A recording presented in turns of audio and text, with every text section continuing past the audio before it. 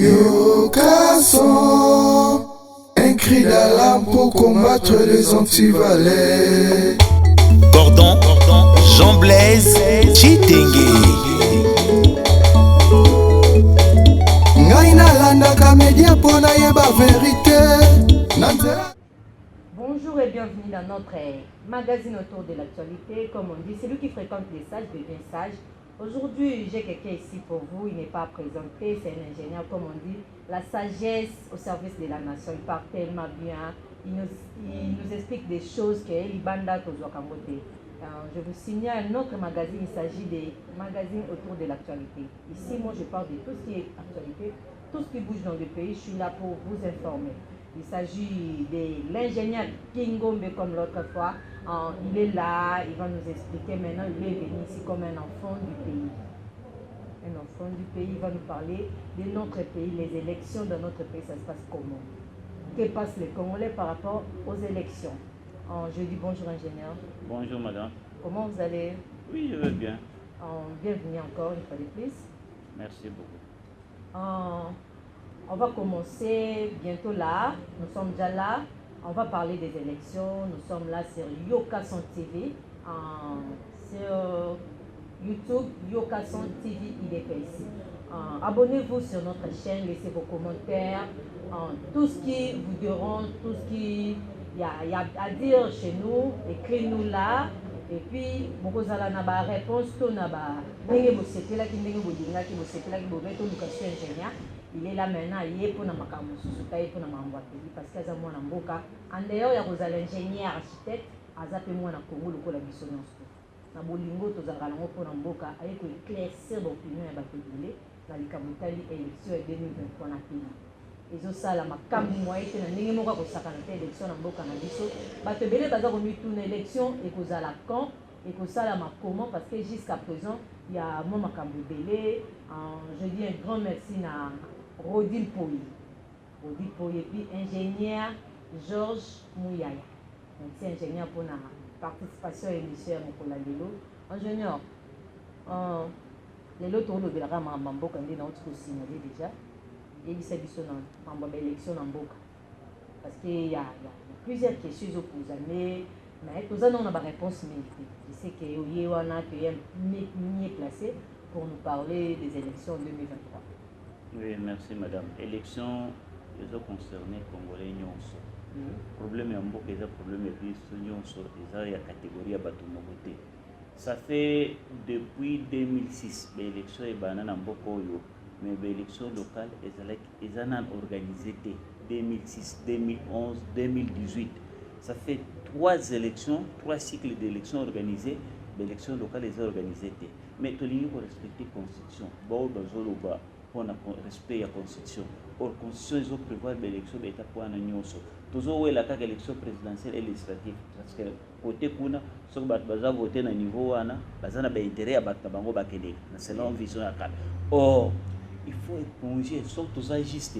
Nous devons respecter la Constitution intégralement. C'est-à-dire il faut qu'on ait une élection locale. Mais l'élection locale, on a une manière où bango basala qui en voté. Maman, ça fait depuis 1997. Tu y es nanaza congolais, nanaza congolais. Parce que recensement ça mangala mboka tu ebi que Congo recensement ça marathon tout ça recensement ça poto yé ba nombre ya congolais et puis qui sont les congolais na mboka na biso. Madame, recensement ils ont une importance ébulée.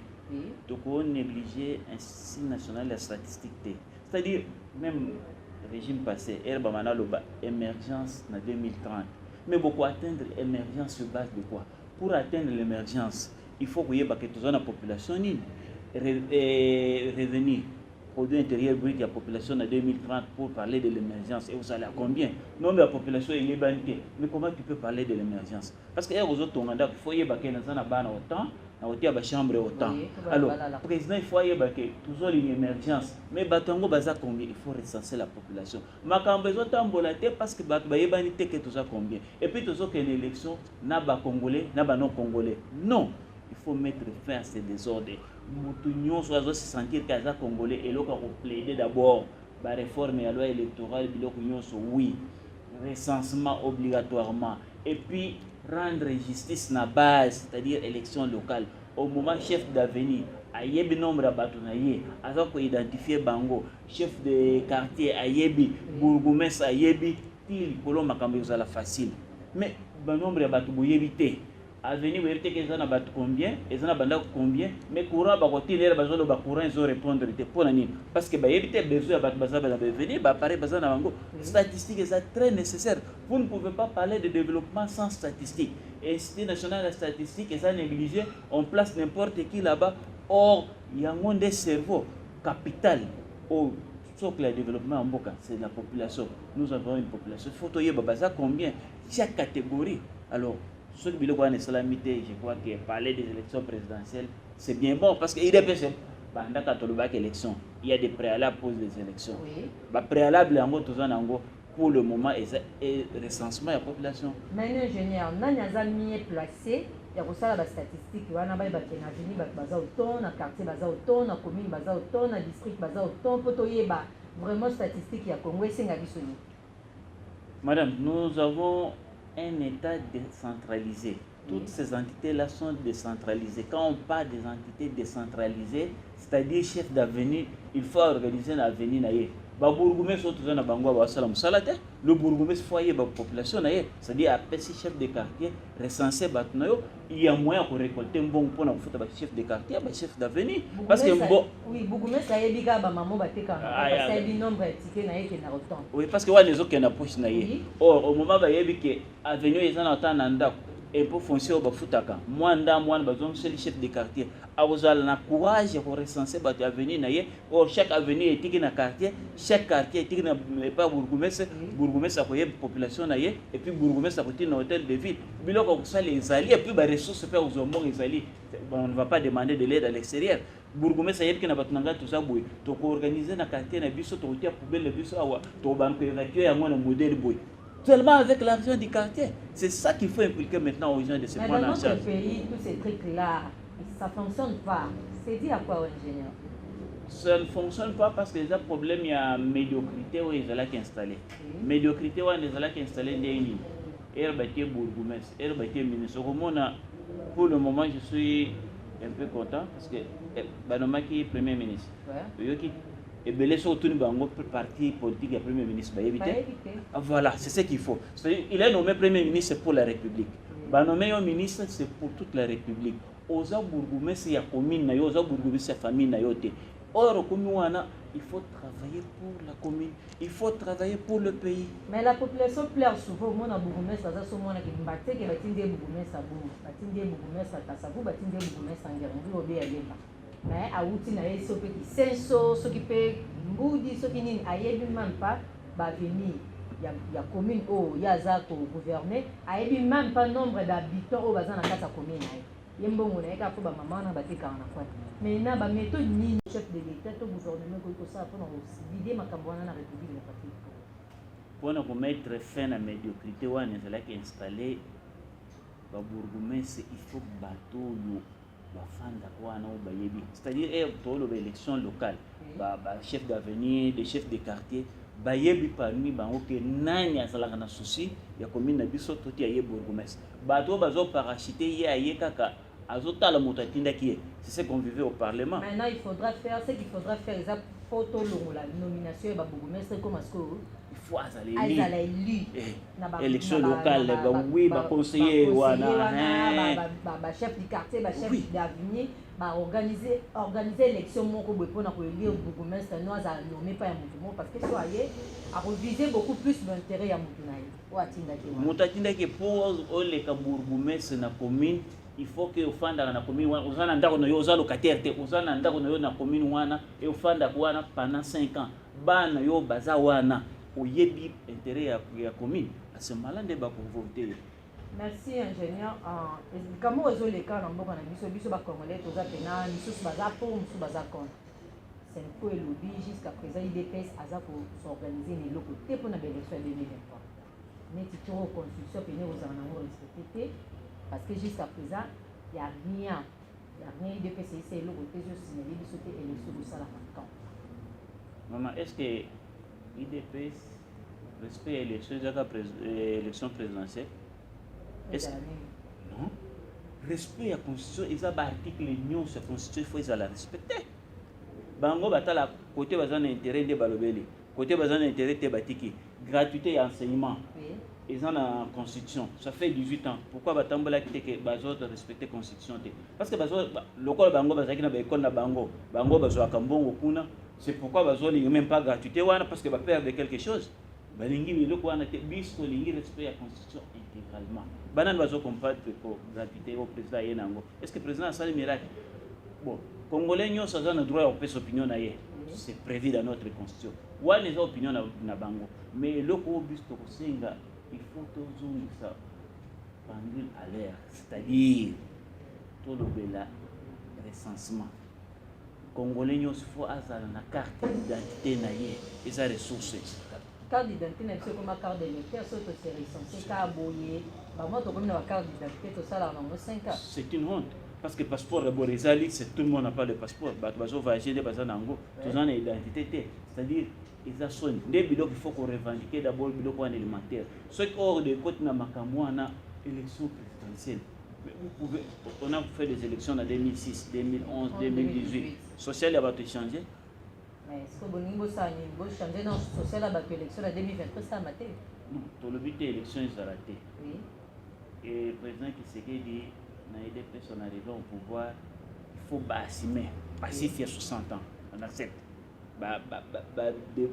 Débattre on assume le passif.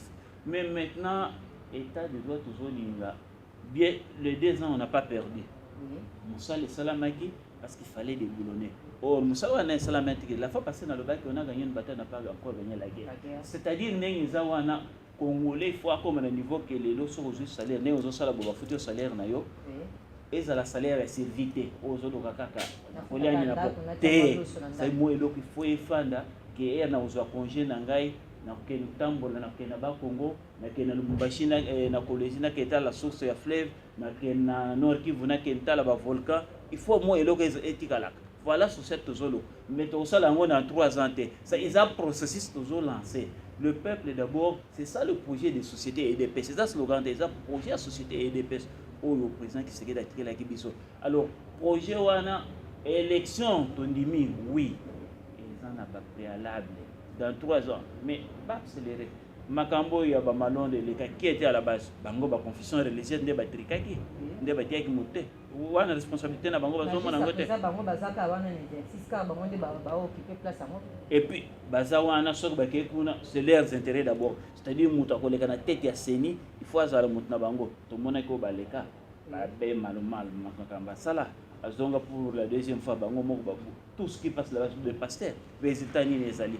Au lieu de chercher des hommes capables, ata ba moni mutaza capable balingi ete azolinga o médiocre o bango bakosana na intérêt yango président qui serait dans le binyani tout est premier ministre ba parti politique et qui ne bato baza capable les gens qui auront un projet au baropes bango ba terme à référence 3 mois après ce qu'on quitter balongo lio kolokaka dans les partis politiques il y a des gens si vous n'en avez pas le meilleur parmi les Congolais il y a des meilleurs o baza étouffé sont nombreux étouffés. Mais batongo ba yoki message à président ba onyo so ba s'adhérer na union sacrée neti bazo ki maman ni moko boli banda ba tini punition ba s'adhérer ba na union sacrée parce que ba biso ni dans union sacrée passer na ya made ba kunja ngo ba landela suite apparemment ça bon parce que ba Congolais ba olila ba mona ki union sacrée mo président Félix Antoine Tshisekedi ko sauver ba mais neti ba tongo ba komi kara ye amoni ke makamne si bataille à s'adhérer zani.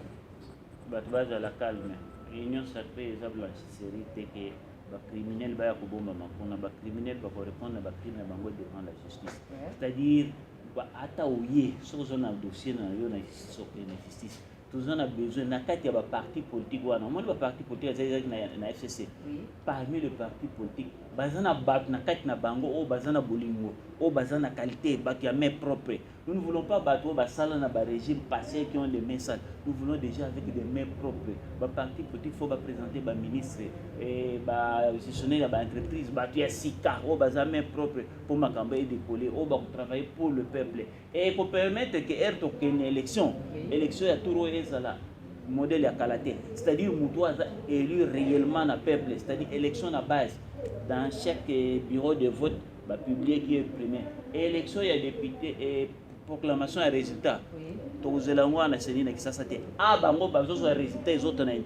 C'est-à-dire chaque circonscription, territoire déjà est publié que ils ont tel. Voilà les choses que nous voulons changer. Mais la CENI, Semco, Bazoloba, comme il y a 19 mois en retard, dans l'élection de 2023. On a évité 19 mois en retard, il y a déjà une année, 8 mois comme ça, ou une année 7 mois. Maintenant, on a évité, il y aura venu tout ça, la coupe d'élection, ça m'a dit. Banane va créer un mot. Est-ce que le président qui se quede m'a créé un mot? Mais c'est ça, il est garant, parce qu'il a atteint que Bango, pour désigner un mouton, à diriger. Bango, confession religieuse, qu'est-ce que ça, le désordre de Kouda? Parce que les catholiques, les musulmans, les évangélistes, la guerre, l'intérêt du peuple. C'est là où il devrait se dépasser. Que tout le monde dit que moto est musulman, est kimbangiste, ou bien est une société civile, est une qualité, bisognoso, to présenté. Mais pour nous, balingité, mutalinga présenté cousin naie, que le colombon est à se retrouver. Puis le il faut ici la médiocrité, il faut ici là. Et puis la confession religieuse, il faut dire qu'à 8, il faut être à 9 ou 11. C'est-à-dire qu'il y a vote, on sent que ou a gagné dans la majorité. Mais ça va le va voter 4-4. Beaucoup ça la même 20 tours pour la solution. C'est pourquoi le président le bac de l'Eco n'a pas question. Le président, il faut abattre ça la confession. Les églises autochtones ont droit, ils ont la confession. Bataille de l'Eco pour ça là que ils ont la 9, ils ont la 11. Comme ça équilibre les alliés. Et puis mouton va présenter mouton à qualité. Et puis bateau va que nous ça le débat à qualité. Il y a bateau. À ce moment-là, tu as la nationalité, il y a solo que l'élection est de la résultat intérieur dans chaque circonscription. La compilation c'est la macuna non. Au lieu seulement ça. Air battoir bazoto la base. 2018 machine à voter. Maman to banga machine te IDPS le bac avec ou sans machine toquée. Babongisa machine ka kuna sur place ka résultat au kutu na base de circonscription na secteur ou bien na territoire yango ba publier et ya wa ba intériné yango ici et vous allez ni wana alors tous ont besoin mutu aza élu réellement na base soka ya wa défendre base et non ya wa uzotala ke mutu boinde anonymat kinga ou mutu boinde sponsorisé kinga si tu es envoyé par le peuple tu as des comptes à rendre au peuple. C'est pourquoi nous avons un président qui a des comptes à rendre au peuple. S'il avait des comptes à rendre à quelqu'un jusqu'aujourd'hui on allait être dans la bilo qu'on a vu sur Nerka. Mais comme il dépend du peuple, il a fait la volonté du peuple. Merci ingénieur, la volonté du peuple. IDP Silogon, c'est le peuple d'abord. J'ai dit un grand bonjour et puis un grand merci à l'homme de l'état des droits, DG Delphé Toumba, président de tous les parlementaires debout, et puis joyeux anniversaire na Cordon Blaise Kitenge, Jean Blaise Kitenge, joyeux anniversaire, le lopena awa champagne au mélaman la ndenge moko sakanate. Merci à toi directeur des programmes Héritier Lukoji, l'homme intègre, Yoka Sonde Makam. Ingénieur, si ko message au Sénat aussi outinda la population comme dire au bang à côté net ko banga mona na muto a population. Net ke bango affirmation na bango ezaka net d'élection ça na té net président azana nous pena na posa ko ça l'élection. Maintenant question est pour poser est-ce que le peuple congolais a besoin de construire RDC, toi on a besoin d'organiser l'élection en 2023. Nous avons besoin de Mboka et Tondama. Élection et posée en 2023, pas n'importe quel type d'élection, le modèle d'élection passé. Nous voulons des élections autrement. Postuler ou comment? Pour empêcher Moutouté, il faut réformer la loi électorale. C'est-à-dire que ça l'élection, Moutou a voté dans la majorité, aujourd'hui va voir belé yende a koleka. Alors Moutou pas à la candidat. Yo ko lungwa te okuzuke na mboka ba voter yo zo na kisasa. Il faut ba voter bato ba otikuna ba yebi passe na bango. Moko postuler na et puis Moutou moko provincial soka ya zu awa kuna zu député provincial, député national, candidat président de la République. Le pouvoir ça ba bêtise. Il faut biloko wana ici. Maintenant to sala ndenge ni parce que biso pe ba congolais ja to lingi. boya kaka na mwa bassin na polo osalisi biso bokokai kosala so bokeki na parlement ekomi intérêt na bino to biso mpe toluka intérêt na biso tokolanda esika mambo ekende bien nde esika tosala esika bino mpe bosala bien te nde biso tokodénonce oyo bino ya mabe bosala badéputé botravaille beaucoup plus mpona na bino lokola jusqu'à présent mamba baélection elobama te moto akokita na bakartier aza te commune ya Kinshasa to ville province ya Kinshasa eza ya kobeba moto atie pont te moto apesi polo te bamama bazonyokama moto apesi bassin te moto apesi mapa te mais omonaka soki mwa organisation ya élection eyaka batondi ingénieur tokosala ndenge nini mpona okima bato wana parce que neti bino gouvernement nde azopesa bango nini pouvoir osala makambo wana parce que ayebi moto mosu alobi ata bofotenga te nga dia na bima c'est dit à quoi Maman, ozomona tomonaki avant-hier président akitiki na zan. Est-ce que dossier à zan il fallait président qui t'a pas tranché au moment où il y a des députés provinciaux, au moment où il y a un gouverneur. Il fallait président qui t'a tranché, c'est-à-dire pour montrer que Batouan n'est pas incompétent.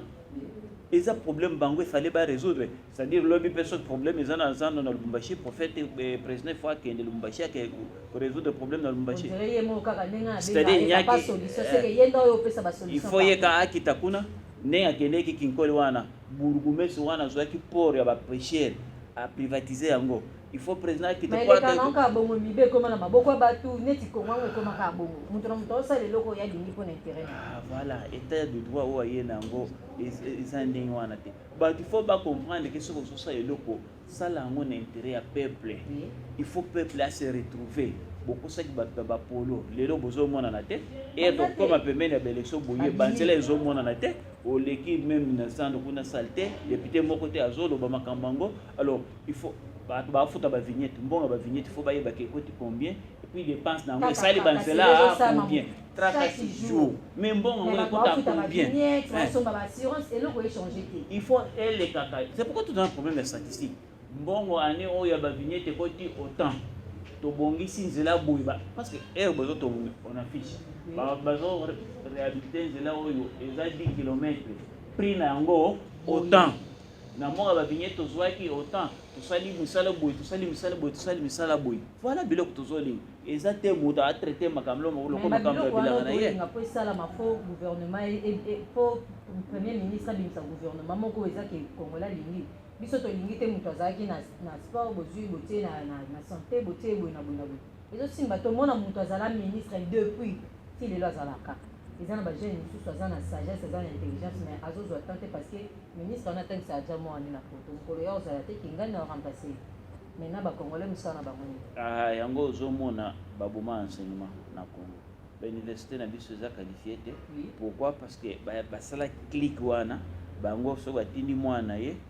ya zone orelo kwa il faut kubuka ngo il faut mutu nyonso azala na congolais nyonso azala na possibilité ya kotanga bien ko vivre bien parce que surtout comme na état de droit makambe bongi okomona professeur d'université ko ki ko envier tati ka poste université pour azala député professeur pas ridicule pourquoi parce que kuna baza chosifié salaire médiocre moya ko vivre ezate enseignant moya ko vivre ezate militaire moya ko vivre ezate aza obligé abima soka mwana ya zobel mais mwana zobel ya zo sacrifice makila na yepona école bonga moi ya uzasona uzela soit que na hôpital ba pesi ordonnance akubima kana baraba po aluka mbongo oh so bo pesi salaire ya bien soda moko ta akubima a déranger mutu so mo mutu so déranger okangaye alors état de droit est tout ya batna ba droit ya mutu zani salaire ya bien salaire ya survie ozo futa mutu $100 afuta ndako combien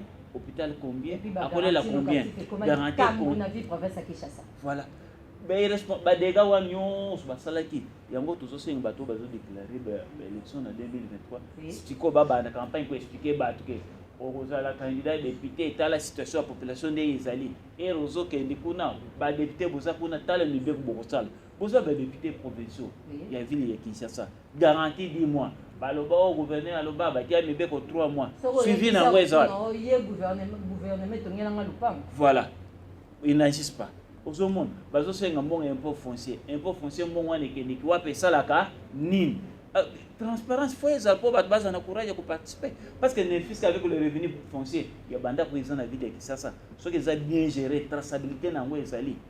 Qui ça c'est quoi changer?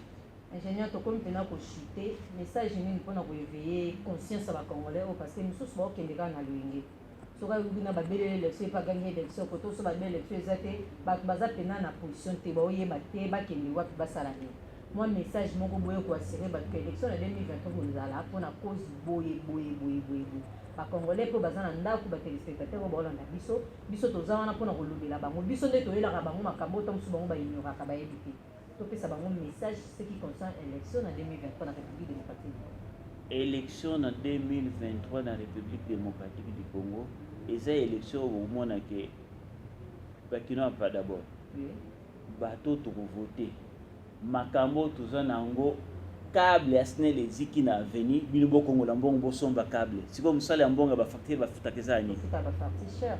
Aux yeux courants pendant un mois, bazo me mêler aux factures, au futambon. Ozo bango muto aya na facture ayebi ke awa courant ele kakite. Mai bi mai te me na facture. Mais ça kuluna te. Arme na ye za facture wazo nango. Vraiment. Aza kuluna. Alors, tolingi ba élection 2023, eza na ba condition que makambo to mona ka snel câble ezate ba tuni o bosomba câble. Non. Régie des eaux bobo ngisambonga non. Mai ezala. Courant ezala. So câble ezate eza snel moto faut remplacer. Tous on a besoin que enseignant se retrouver na salaire na ye transférer ezalate. Bati intérieur mutasali bilanga na ye biloko na ye bima ateka mama. Le Brésil a 40 milliards na culture ya soya na déforestation. Or biso na mabele na biso to ko nourrir Afrique. To ko tika or to tiki cobalt to bilanga pamba. To sala mbongo ya ko transformer mboko. C'est-à-dire ba edo ba pamba zo pesa.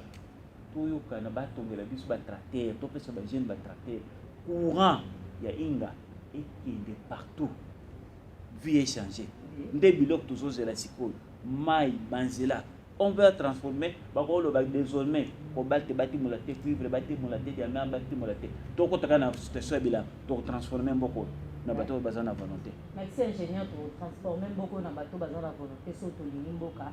Fati beto fati solution biso toza wana pona kolobela mboka ko biso toza po to éclaircir opinion na mambo bango boyeba. Je dis un grand merci à ma maman chérie pour ma bijou Tiba mon maman bientôt là c'est ton anniversaire, à mon frère Germain Otamadi Mystère Balulepi, à mon coach privé Oseya Bali Maïboyan. Ingénieur message à Souka parce que vous chitez déjà message à Souka dans l'élection to yeba en 2023, on sait qu'il faut faire. Ba maman va kosa biso na ba polo na ba bassin ni to kosa la to poto kosa manisuté. Mutu soka memeli au polo ko voter été. 2023 élection président en associé et à la to respecter cycle d'élection. Mais il faut to banda bona bato bazana ba arriéré. Il y a trois cycles électoraux. Ba base est électée. Après tu remonter et avant que les pour na ba élection na ba recensement pour tout ça l'élection ya solo toye babatu parce que pour développer snel pour atteindre courant na quartier il faut ayer ba quartier wana zana bato autant batela bango kabine ya bout mais bato ba yebani après beaucoup finga au snel au ça les locaux il y a aussi des préalables na makamwa na nyonso hein population est comme belé réseau des eaux ils a dépassé banzela ils a dépassé mais tout que comme belé ba biloko wana nyonso il faut to bandela na seto mati malem to élection moto bang élection azate mais élection na modèle ya kalate na modèle ya sika ou ya solo que moto tinda maye kana tinda na peuple mukolo na kusala makamna bango te so na zongi ba babanga mabanga. Voilà l'autre. Merci, voilà l'autre ligne que comme vraiment dans ce cas c'était votre ami, votre humble servante. Je suis là pour vous parler et puis pour vous expliquer que nous m'avons les Kanamboka. Je suis délégué sous Zimwenda Munzemba. Tout yamba qui est ingénieur comme moi, j'aime l'appeler l'intelligence au service de la nation. Quand il parle de la sagesse, intelligence, c'est ma merci ingénieur pour dire l'invitation à Bisso encore une fois encore de plus na Yoka Son TV. Yoka Soeza a pour nous yamba bénédiction na bino. Oh nous sommes na besoin pour le mboka pour le bénécolo. Koloba maloba makamba malamu o bakonza mboka bakosala parce que bakonza mboka bazawana litoi na bango eza pour na koyoka biso ba peuple congolais. Kwa za na idée pour na ko améliorer mboka na biso kosala malamu yoka son TV eza awa bémission ya makasi eza awa émission état de droit avec ye moko DG Delphin Tumba ye aza wana mpona kolandelaka mambo état de droit na kati ya mboka oyo biso tozali wana mpona kolandela ingénieur to mosusu numéro bato baluka babenga yo na solo to mosusu mwa eloko ya kolobi kozala prochainement. Oui, puis tout un nyonso, contact nyonso ne tolobaki toza disponible mpona kosunga bango. Numéro ya téléphone 081 244 0434. Toza disponible mpona kosunga mboka place nyonso mboka osenga toke travailler mais intérieur place nyonso toza disponible. Baza ebele oyo baza disponible mpona kosala yango mais moyen ya koma boye bazokoka te. Mais tozolobela bango Kingombe Construction. Bénédicte Kingombe Construction. Kingombe Construction.